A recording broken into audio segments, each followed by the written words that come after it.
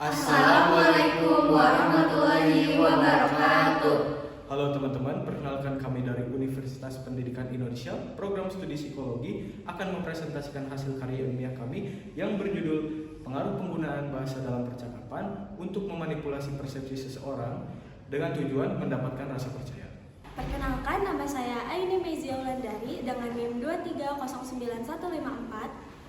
Perkenalkan, nama saya Devika Dwi Ridera dengan NIM 2309155. Perkenalkan, nama saya Fitri Febrianti Nurhaliza dengan NIM 2309183. Perkenalkan, saya Muhammad Rafi Syukuri dengan NIM 2308791. Perkenalkan, nama saya Safara Nurmadina dengan NIM 2309176. Sebelumnya, kita bahas dulu mengapa kami mengambil topik ini. Kelompok kami mengidentifikasi dalam percakapan ada suatu manipulasi yang menggunakan penggunaan bahasa dalam tujuan mendapatkan rasa percaya lawan bicara.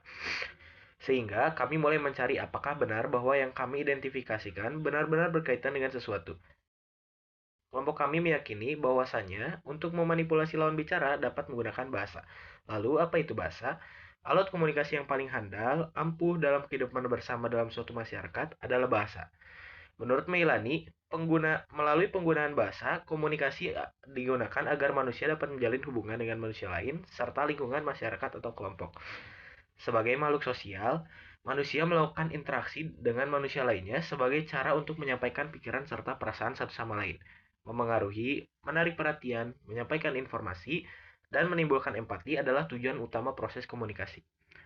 Komunikasi dapat dilakukan oleh manusia melalui bahasa, dan juga dapat digunakan untuk membantu individu berinteraksi satu sama lain. Dengan melakukan komunikasi, manusia mengharapkan pengertian, pemahaman, gagasan, dan tindakan antara satu sama lain. Sesuai dengan karakteristik masing-masing pelaku komunikasi, setiap komunikasi pasti memiliki tujuan. Berkomunikasi juga untuk berhubungan dengan orang lain, serta bertukar informasi. Maka dari itu, setiap manusia melakukan komunikasi untuk mendapatkan maupun menyampaikan informasi.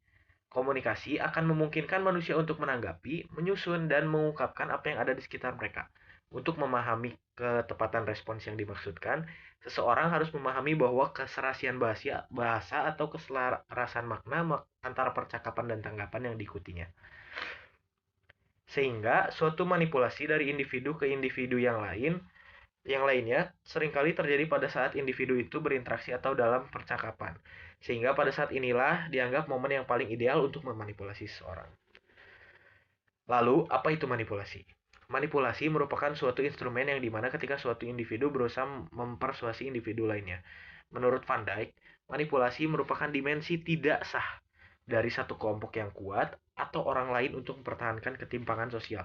Sementara itu, menurut Fairclough, mendefinisikan manipulasi sebagai suatu cara licik untuk mengendalikan orang lain. Manipulasi berfungsi efektif ketika pendengar tidak menyadari niat pembicara untuk memengaruhinya. Ada 3 strategi manipulasi penting yang biasa digunakan dalam wacana politik. Pertama, presentasi diri yang positif, yang dimaksudkan untuk memaksimalkan signifikansi status diri sendiri. Kedua, presentasi negatif orang lain, yang dimaksudkan menciptakan citra negatif lawan dalam rangka mendiskreditkannya. Ketiga, aksi teatrikal, dengan melibatkan emosi, ketakutan, kemarahan, dan identitas secara intensif untuk mendapatkan tanggapan emosional pendengar.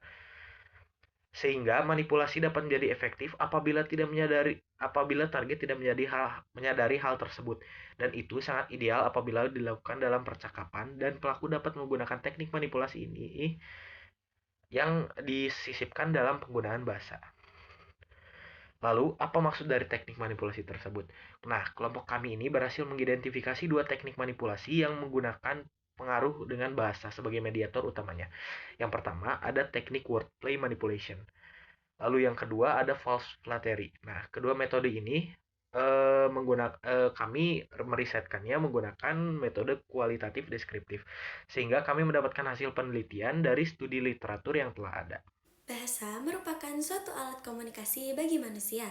Manusia membutuhkan komunikasi untuk membantu kelangsungan hidup, salah satunya dengan menggunakan bahasa sebagai alat komunikasi. Bahasa merupakan alat komunikasi yang paling efektif dalam menyampaikan pesan, pikiran, perasaan, tujuan kepada orang lain, dan memungkinkan untuk menciptakan kerjasama sesama antar manusia, menurut Mailani. Kita semua belajar menggunakan bahasa sampai batas tertentu. Namun, sebagian dari kita menjadi sangat terampil dalam memanfaatkan bahasa untuk keuntungannya. Menurut James Smith, semakin banyak kita belajar tentang bahasa, semakin mudah untuk melihat betapa kuatnya bahasa itu. Wordplay manipulation merupakan teknik manipulasi yang dimana seseorang memanipulasi menggunakan bahasa atau argumen yang telah dimanipulasi agar terasa ambigu serta menyesatkan untuk mempengaruhi persepsi serta tindakan seseorang.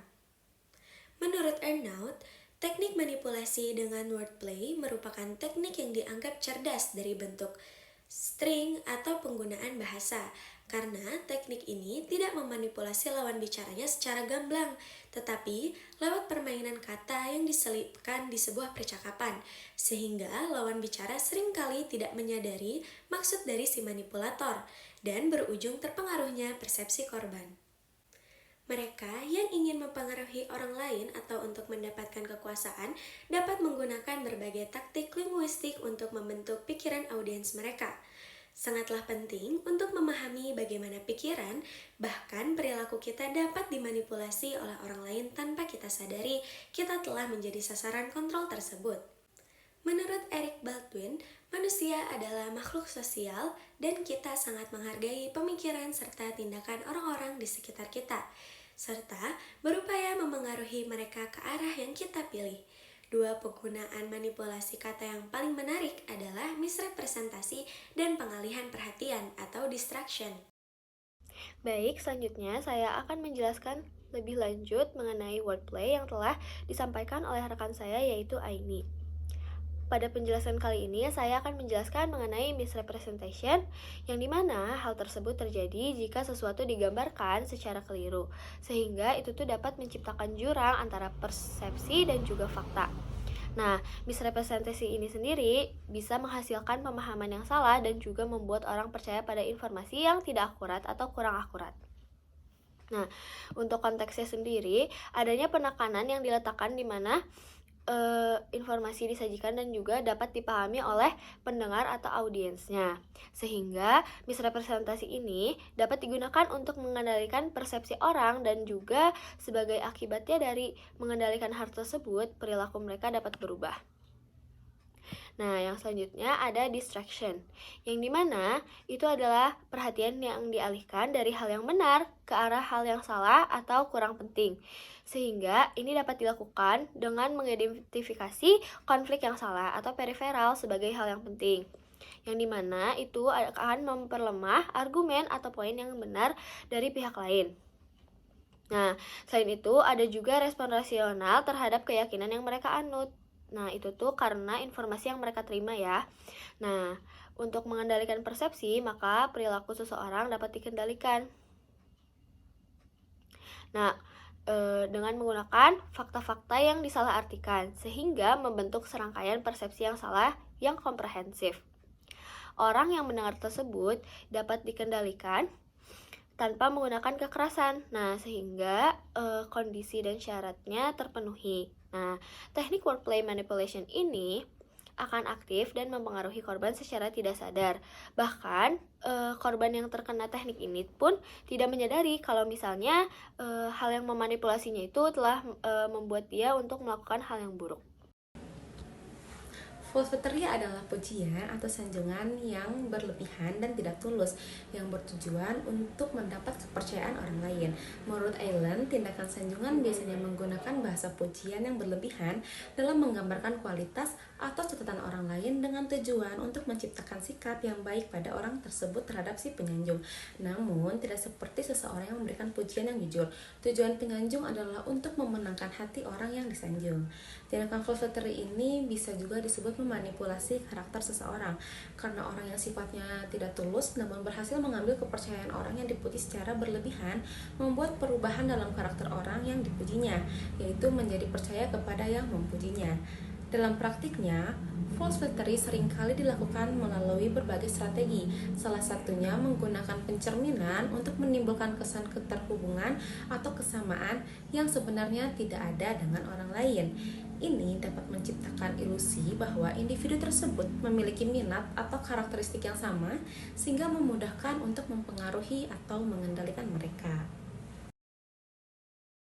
Selanjutnya, saya akan membahas bagaimana pengaruh false flattery sehingga bisa dikatakan sebagai manipulasi. Karena bisa dilihat dari konsep manipulatif itu sendiri mencakup pengaruh yang disengaja dan terselubung terhadap orang lain untuk mencapai tujuan pribadi. Seringkali dengan mengeksploitasi emosi, keyakinan, atau kerentanan mereka. Hal ini dapat diwujudkan melalui berbagai cara, termasuk penipuan, paksaan, atau persuasi halus dengan tujuan manipulator untuk mengendalikan pikiran, tindakan, atau keputusan individu atau kelompok yang dimanipulasi. Konsep manipulasi itu sendiri menggarisbawahi ketidakseimbangan, dinamika kekuasaan, dan pengabaian otonomi, juga kesejahteraan pihak yang dimanipulasi. Taktik manipulatif mungkin melibatkan sikap marah-marah, menimbulkan rasa bersalah, atau memberikan pujian palsu seperti yang sudah dibahas sebelumnya. Untuk menimbulkan kepatuhan atau mendapatkan keuntungan.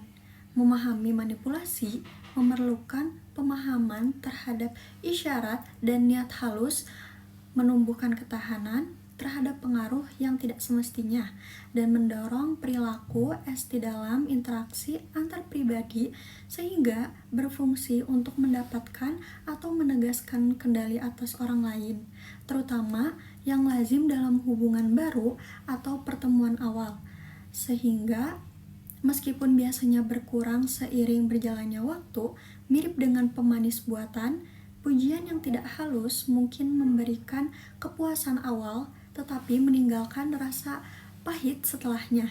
Pengakuan yang mendambakan itu mungkin menyerah pada pujian yang tidak tulus, namun tidak ada apa-apanya jika dibandingkan dengan kehangatan tulus yang diperoleh dari pujian yang jujur. Dengan demikian, sanjungan palsu muncul sebagai instrumen manipulasi yang ampuh demi keuntungan atau dominasi pribadi yang menggarisbawahi pentingnya kewaspadaan dan perhatian terhadap potensi manipulatif laten yang melekat dalam pujian yang tidak tulus. Sekian presentasi karya ilmiah dari kelompok kami. Terima kasih. Wassalamualaikum warahmatullahi wabarakatuh.